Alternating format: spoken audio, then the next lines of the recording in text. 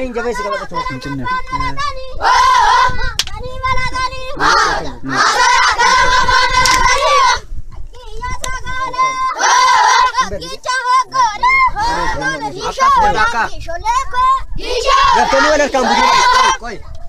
Karena gue, amni ke sanggari teh bakka walak